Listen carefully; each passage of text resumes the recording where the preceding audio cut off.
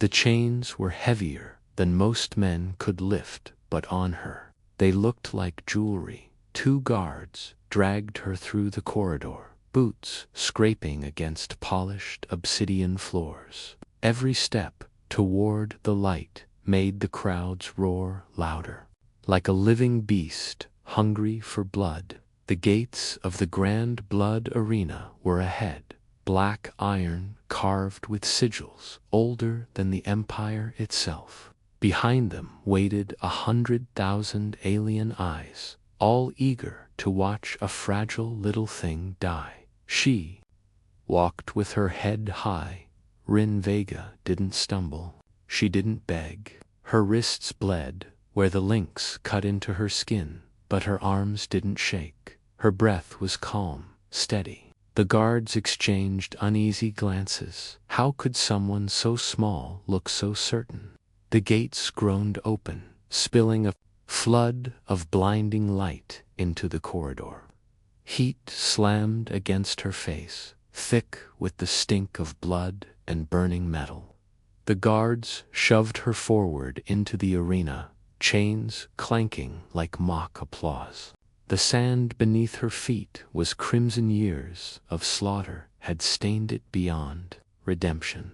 The announcer's voice boomed through the air, amplified by sonic orbs. Behold, the pit welcomes a new morsella creature from a forgotten rock. They call Earth fragile, weak, soft as jelly. Laughter exploded from the tiers above, layered in dozens of alien tongues. One fight, then we feed her to the worms. They howled, they jeered. Wagers flashed across holoboards, numbers spinning. Like a storm, 5 minutes. That's all anyone gave her. Some bet less. Some laughed and said she wouldn't even stand after the first blow. Rin stood motionless in the center, chains dangling from her wrists. She blinked against the harsh lights, then tilted her head slowly toward the tiers of screaming spectators. Her silver-gray eyes didn't flinch. She didn't roar like the other fighters had before their deaths. She didn't bare teeth or spit curses. She just looked calm, almost bored. The announcer kept talking, his voice dripping contempt. A deathworlder, they call her species. Huh.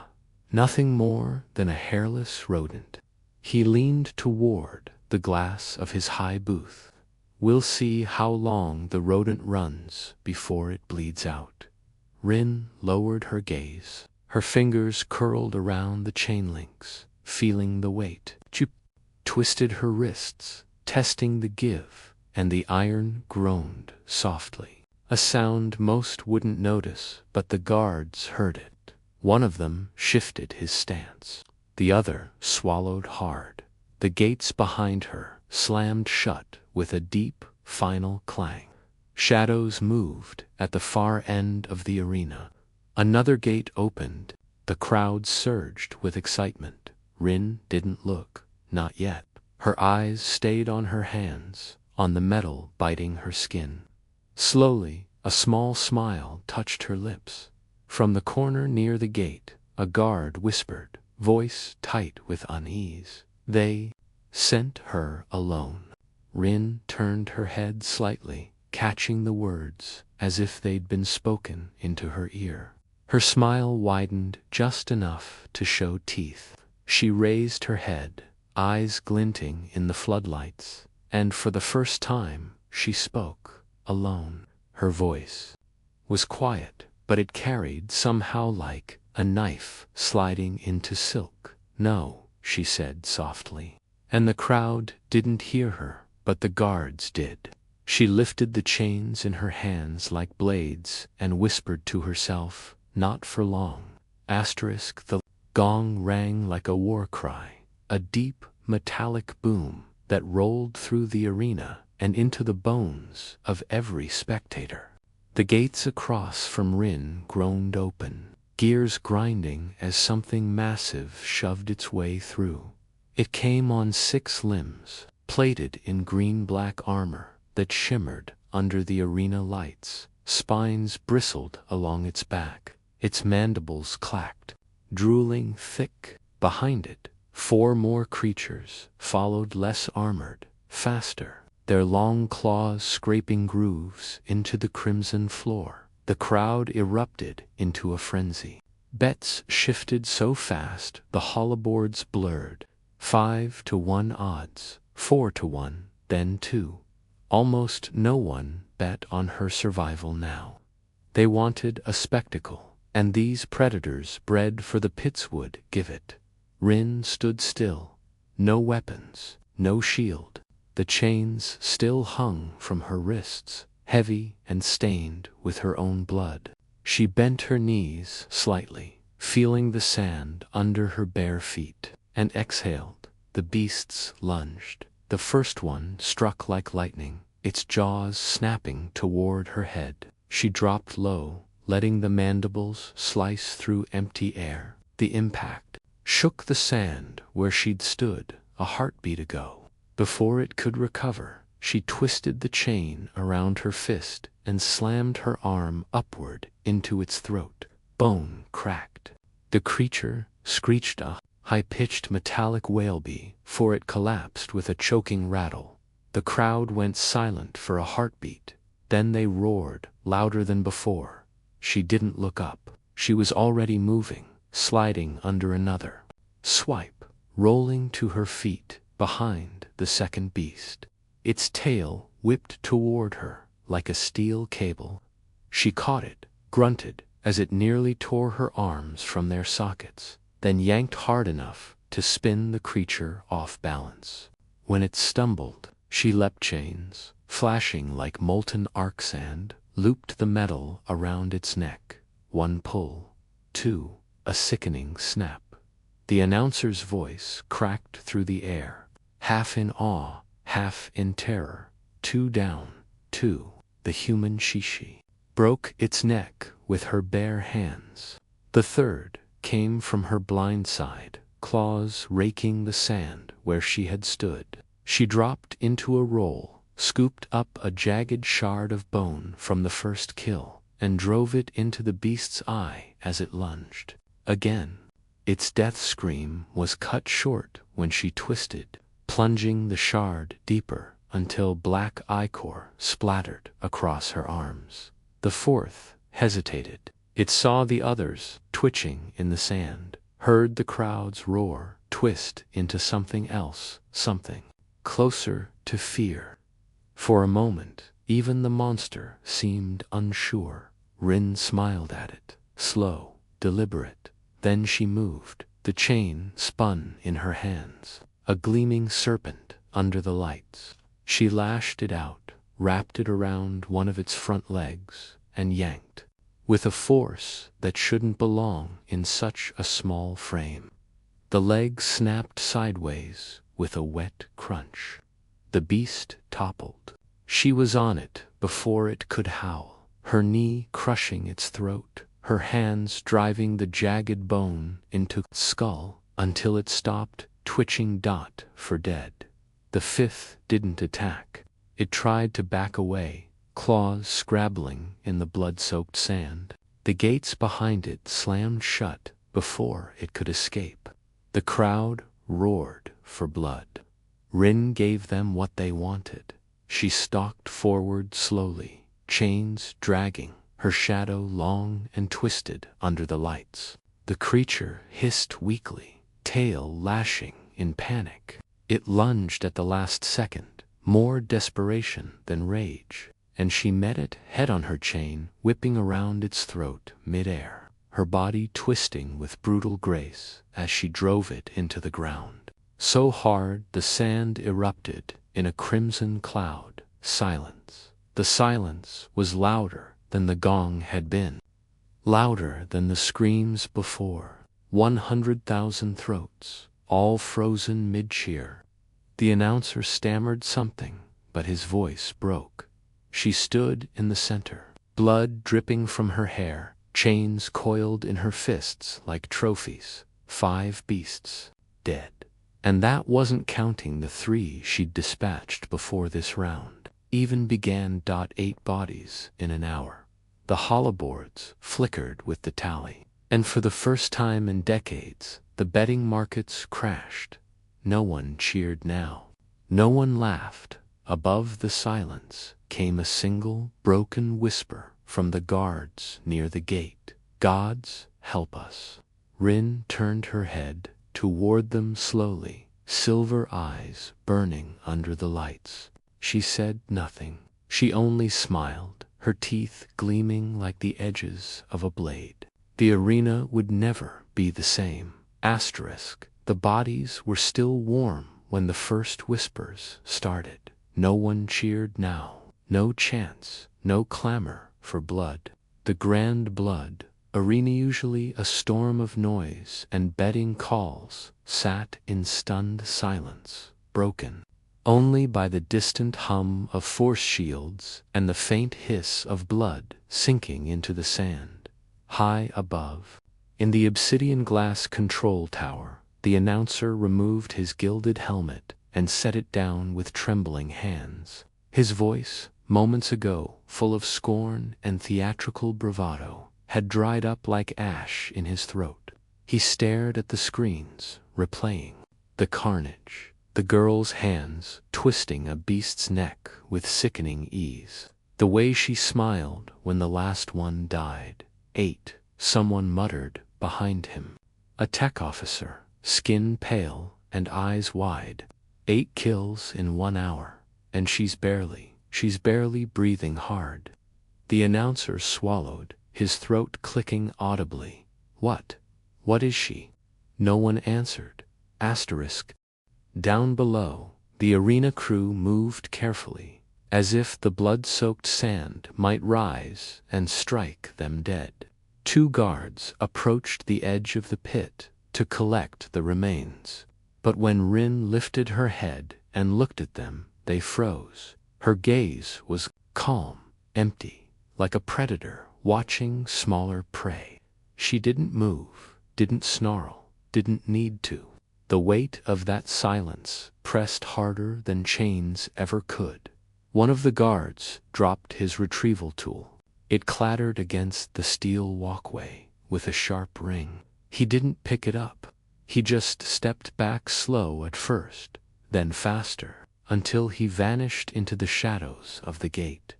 The other guard followed without a word. From the stands came a single, hesitant laugh, high and nervous, cracking in the middle. It died instantly when Rin's head turned toward the sound. The alien gambler who'd laughed sank into his seat, 4 arms wrapping around his torso as if to hide from her eyes.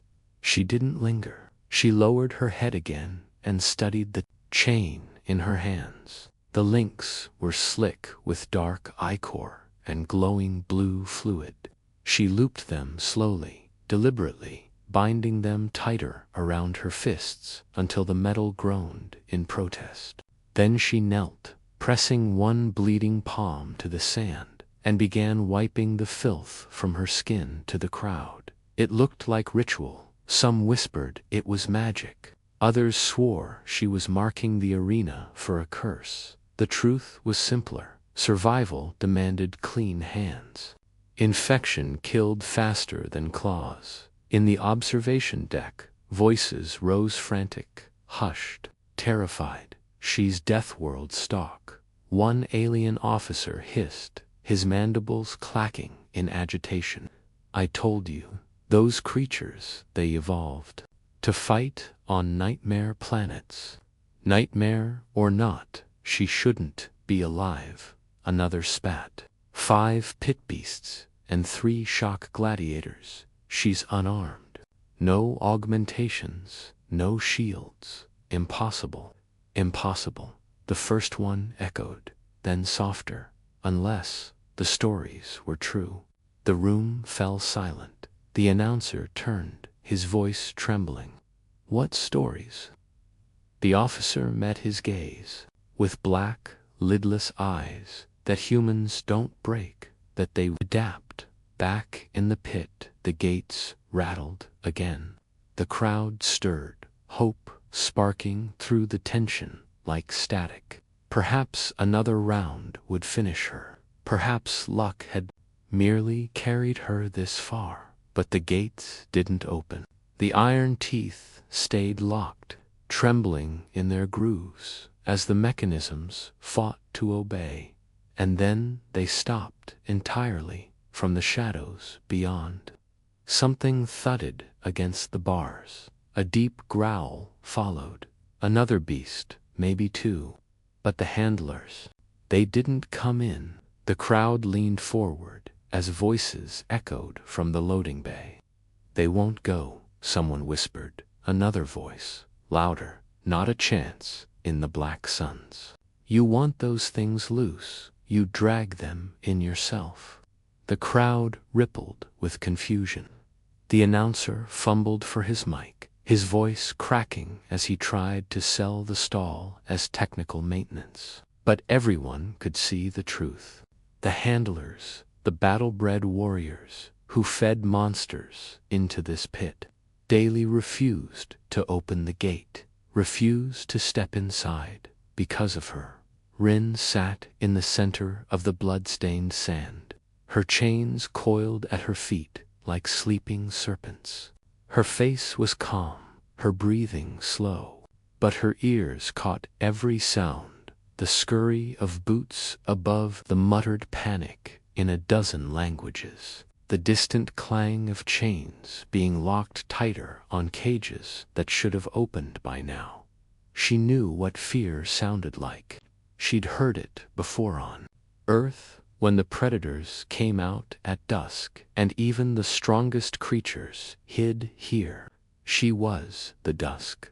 A drop of blood rolled down her cheek. She didn't wipe it away. She only looked up at the nearest camera, eyes cold and steady, and whispered words no one in the stands could hear. "Hour 2. Her lips curved into that same slow smile, and somewhere, deep in the bowels of the arena, the handlers began to pray. The arena was too quiet, a place built for chaos, for bloodlust and deafening cheers, now felt like a tomb with open eyes. The lights still blazed down on the sand, painting Rin in stark silver and crimson, but no roar came from the tiers above, only whispers, only fear. The announcer's voice, once a booming, arrogant drawl, was gone. His mic lay forgotten as he stood, frozen, watching the gates tremble and lock, then tremble again. Something behind them thudded against the steel, hard enough to rattle the floor. The beasts were ready, but the handlers weren't. "They won't do it," a guard hissed near the control deck. His skin glistened with stress sweat. "The handlers refuse to enter. They'd rather burn than drag those things into the pit." The overseer slammed a clawed fist on the console. "Then burn them, or I'll feed you to the girl next." He jabbed a talon toward the sand below, toward Rin Vega's, alone, barefoot, and drenched in other creatures' blood. Except she didn't look alone. The silence around her was alive, heavy, like gravity, pulling everything inward, toward her, down in the arena. She crouched over the nearest corpse. The beast's chitin plates were sharp as knives, so she broke them off in silence, one by one. The shards became blades in her hands. She worked slowly, methodically, as if time didn't exist, as if she had all the hours in the galaxy. Blood pooled around her knees. She didn't notice, or didn't care. The cameras zoomed in on her face. No rage there, no hunger for applause, just focus, precision. When she moved, her muscles coiled and released like cables under tension, every inch of her built for survival on a world where death was air and predators were rain. A death worlder. They'd laughed when she walked in, called her soft, fragile, a rodent. Now no one laughed. A metallic screech shattered the stillness. The east gate's locks snapped open. The beasts inside bellowed and surged forward, only to slam against an energy field. The handlers had triggered the failsafe. They weren't stepping into that pit, not even for triple pay, not even with shock prods and shields, because they'd seen what she did to the first wave. They weren't ready to join the dead. The crowd erupted in anger shouts of protest, fists pounding on rails, but even that sounded hollow. The fear was stronger. It rolled down from the upper tiers like fog. Some gamblers tore up their betting chips in rage. Others slipped quietly toward the exits, glancing over their shoulders, as if the girl in the pit could leap all the way up there. Above it all, the announcer stammered into his mic, voice brittle as glass. "O citizens of the Empire, technical difficulties. Please remain seated for the next glorious." The words died in his throat when he looked down again, because Rin wasn't crouched anymore. She was standing dead center, framed in white light, her arms loose at her sides. The broken chitin shards gleamed in her fists, black and wet. The chains she'd worn as shackles now wrapped around her forearms like gauntlets. She tilted her head toward the announcer's booth, toward the cameras, toward the galaxy watching on 1,000 screens, smiled, not wide, not manic, just enough to say, "You can't stop this." In the shadowed service corridors behind the pit, handlers argued in frantic bursts of alien speech. Some shouted for nerve gas, others screamed for plasma rifles. None volunteered to open the gate. Their voices bled into the arena speakers by accident, echoing words they didn't mean for the public. "She's wrong. Everything's wrong. They told us humans were prey. Prey doesn't kill like that. Prey doesn't smile when it's covered in blood." Up above, panic spread in the betting towers. Holoboards flickered and crashed. Credits vanished in a storm of refunds and system overrides. For the first time in decades, the Grand Blood Arena wasn't feeding the Empire's greed.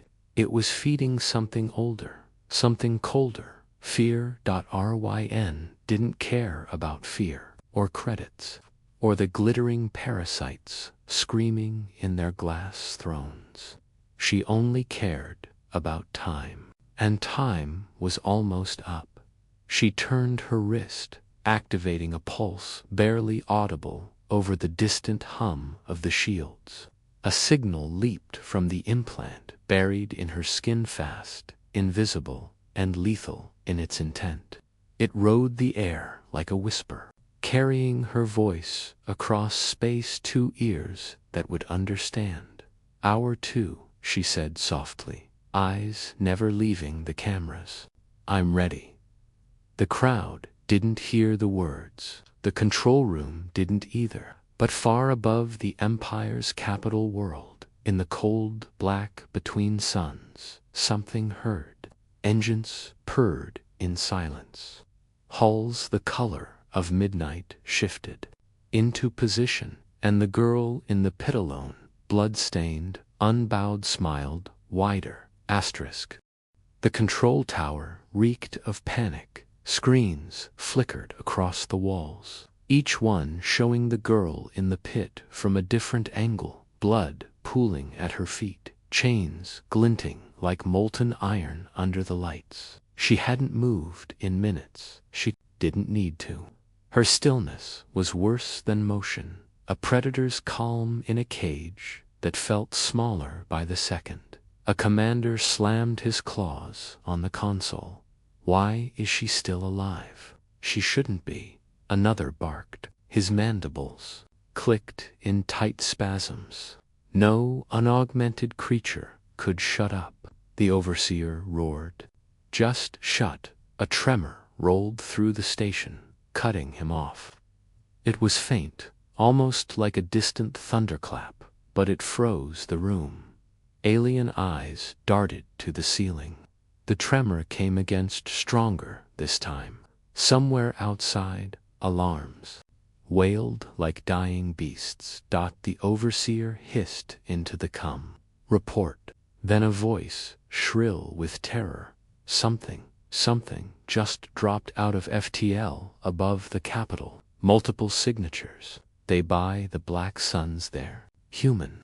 The room went silent. Down in the arena, the announcer fumbled with his mic, trying to calm the restless crowd, but the words tangled and died when the hollas above the pit flickered, showing not ads, not odds, but the black void outside the station. And in that void, ships emerged, not imperial cruisers with their ornate spines and gilded fins. These were something else, hulking silhouettes forged for war. Hulls, matte and silent, bristling with weapons that looked older than the Empire, but deadlier than anything it owned. They glided into orbit without fanfare, without flourished, cold precision. The audience gasped. Some rose from their seats. Some reached for devices that no longer worked. The arena's network was dead. Rin tilted her head back slowly, her silver-gray eyes catching the glow of the screens. A breath left her lips, not relief, not joy, just confirmation. As if this was always the plan. Hour 2 was almost done. Hour 3 would belong to them. She crouched again, pressing her palm into the bloody sand. Her fingers traced lines, 3 sharp slashes that intersected in a circle. A signal, an old mark of kin from a world that should have been forgotten. Her voice was barely a whisper, but every word felt carved in stone. Not pray, never pray. Above, the overseer spun toward the alien tactician who'd spoken earlier. His voice shook. What did you mean, Deathworld stock? Speak. The tactician's black eyes gleamed like oil. Humans were left alone for a reason, he rasped. Their planet gravity crushes bones, air burns lungs, predators hunt in packs. They evolved in hell and called it home. There, primitive, the overseer spat, desperation cracking his tone. No fleets, no empire, the tactician laughed, low and bitter.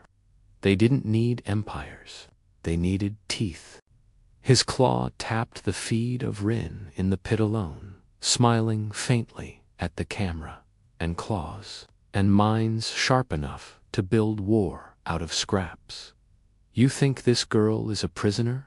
No. His mandibles curled in something like fear. She's a message. Rin stood again. She raised her hand to the lens, slowly curling her fingers into a fist. Blood ran down her wrist, glistening like liquid iron. Behind her, the gates remained sealed, beasts howling in their cages, but none dared charge. Even animals knew the hierarchy now. She looked into the camera and whispered the last word. Anyone in that tower ever wanted to hear? Begin. The tremors came again, this time violent, ripping through the arena floor as the first human boarding pods slammed into the station like meteors. Sirens screamed, lights strobed red. The crowd broke into chaos, shoving toward exits that sealed with magnetic locks as the power grid buckled in the pit. Rin rolled her shoulders, chains coiled like serpents around her arms. Her breath came slow, even the corners of her mouth curved into something cold and certain. For the first time since she'd been dragged here in chains, she spoke loud enough for the cameras to catch it, voice cutting through the alarms like a blade. Hour 3. The first impact tore through the arena like a god's fist. The obsidian glass of the high tiers cracked. Gilded rails shattered into spirals of molten metal. Screams rolled like a tidal wave as fire rained from the ceiling members and shards glowing red in the strobe of failing lights. Another impact followed, harder, closer. The station groaned as if it were alive and dying, and in the center of it all, standing ankle-deep in blood and silence, Rin Vega lifted her head. Her chains whispered as they slid along her arms. She looked up through the storm of sparks.com. As a midnight sea, her lips moved, shaping two words for the cameras that still flickered overhead. Above the station, the void bloomed with steel. Human dropships tore free of the dark like knives cutting black silk, their hulls swallowing starlight. Silent engines flared for a heartbeat before releasing boarding pods sleek, needle-shaped. Coffins screaming through the atmosphere in streaks of fire. They slammed into the station's outer decks with bone-shaking force, ripping through alloy plating like paper, and then doors burst open. They came out fast. Armored figures, helmets black as oil, rifles hissing with condensed plasma. Their movements weren't elegant like Imperial guards. They were brutal, efficient, and terrifyingly human, every motion honed for one purpose: kill and move forward. No speeches, no mercy in the pit. The gates blew inward with a thunderous crack. Steel shrieked as smoke poured from the breach, curling like the breath of some ancient beast. A shape emerged through the fire-tall, armored, carrying a weapon too heavy for most species to even lift. The first trooper stepped into the arena and stopped when he saw her. For a heartbeat, they stared at each other, to predators in a room full of prey. Then his voice rasped through the helmet, low and certain. Package secure. Rin smirked. Took you long enough. He tossed her a weapon, a slab of human engineering, scarred and ugly, spitting faint heat from its barrel. She caught it one-handed and felt the pulse of power hum against her bones. The chains clattered to the sand as she slung the rifle across her shoulder. The crowd screamed now, not for sport, not for thrill, but in pure animal terror. They surged for exits that had locked tight under security protocols. They clawed at one another, tearing flesh in blind panic. Above them, alien nobles shrieked commands to guards who were already throwing down their weapons. The guards weren't thinking of the arena anymore. They were thinking of survival. The station's central spine shuddered as more pods hit. Explosions rippled through the east wing, flooding corridors with fire and smoke. Sirens bellowed warnings in a dozen languages before cutting out completely. When the power grid died, darkness fell like a curtain in that darkness. 100 blue visors ignited human strike teams, spreading like a virus through the decks, erasing resistance in cold silence.